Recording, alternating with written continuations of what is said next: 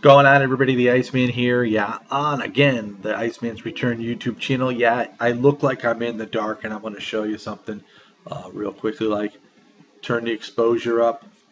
I'm in the light, but then it's all white in the back. So I'm just going back into the dark to let you know a couple things here. Michael Cole, WWE announcer, doesn't get it. All right, WWE and Vince McMahon, they're all upset over the reaction of Bill Goldberg coming back. But what do you want? Goldberg, yeah, he was a superstar in WCW. He came to the WWE. He didn't really stick around the WWE for all that long. Yeah, back in, what was it, 2000, I don't know, early 2000s. You know, him and Triple H had some matches going on there, and then him and Brock Lesnar and whatnot.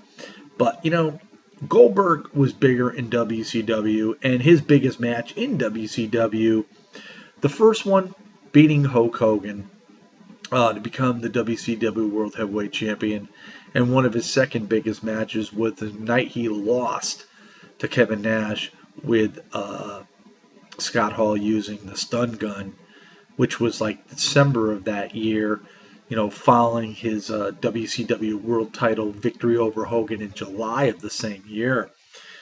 So he had that like 5-6 months of fame in WCW, and Michael Cole calling Goldberg one of the greatest WCW champions ever. Well, guess what? I can think of a lot other guys that are more deserving to be called great champions.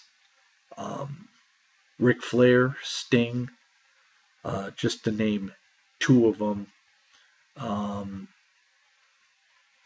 Yeah, it's just like Michael Cole, because Goldberg coming back to the WWE, you got to like over analyze, over emphasize, and really give kudos to a man that was great.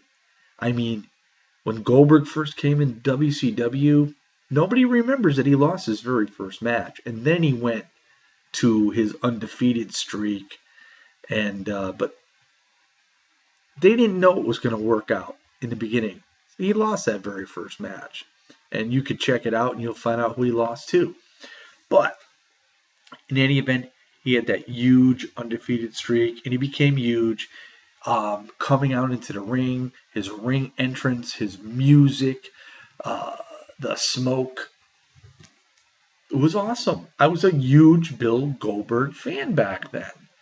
And plus the fact, too, this was something we got to hold on to, something we got to grab onto, because we were so sick and tired of NWO and Hulk Hogan holding that WCW World Heavyweight title. At this point in time, we wanted anybody to get it.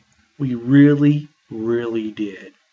But it was Bill Goldberg, and it came at the right time, because WCW, along with concentrating more so on NWO, they did at least have somebody looking out to the WCW side and sort of like escalating one of them and planning one of them to finally take this belt away from Hulk Hogan. So, but in any event, he was at that time, at that particular time, was it 1998, I believe? At that particular time, Goldberg was big, was huge for WCW, because he did defeat Hulk Hogan on that day in July. But to say he's the biggest WCW champion ever, no. Without a doubt. I mean, there's a list ahead of him, and I can name a number of guys in the early WCW days, like Lex Luger, Sting, Ric Flair. There are other guys that held this belt that, to me, it was bigger. But in that month's time of July to December of that year in 1998, Bill Goldberg was huge. But after that, Really, what did he do? Really, seriously, what did he do?